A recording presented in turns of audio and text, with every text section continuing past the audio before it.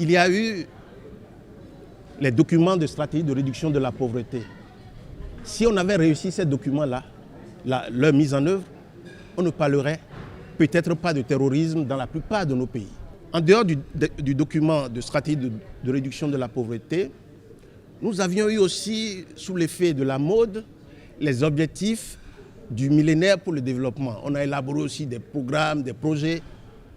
Si le terrorisme est là, c'est parce que les objectifs du millénaire pour le développement n'ont pas atteint leurs objectifs. Le peuple est demeuré dans l'insatisfaction. Et c'est l'insatisfaction qui provoque les frustrations. Quand les frustrations s'accumulent, elles se radicalisent et ça devient insupportable. Et il n'y a d'État fort que de peuple digne. Quand le terrorisme se déclenche dans un pays, même si vous prenez toutes les armes les plus sophistiquées pour l'éradiquer, c'est une affaire de plusieurs décennies. Parce que vous avez toujours des cellules dormantes dans chaque pays qui relayent les gens qui ont été abattus. Et vous ne savez jamais quand est-ce que le sursaut, le réveil des cellules dormantes aura lieu. Et quand on dit cellules dormantes, il ne faut pas croire que c'est seulement dans les zones qui sont en activité terroriste visible que tout le monde voit, non. Donc, c'est un travail non seulement d'agents de renseignement, mais c'est un travail aussi de chercheurs.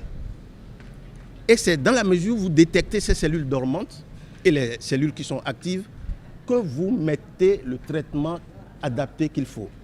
Et quand vous faites la typologie des formes de terrorisme que vous avez dans un pays, le terrorisme économique existe aussi.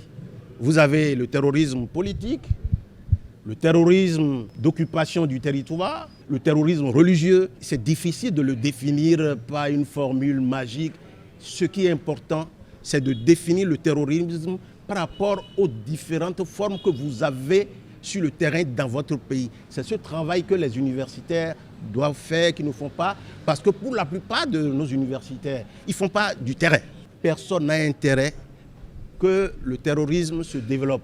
Donc il faut accélérer la décentralisation, accroître ses moyens, les schémas directeurs d'aménagement des communes, que ces schémas directeurs soient des outils intégrateurs de tous nos villages et quartiers afin que personne ne se sente exclu de la longue marche de développement de nos sous-territoires et du territoire national.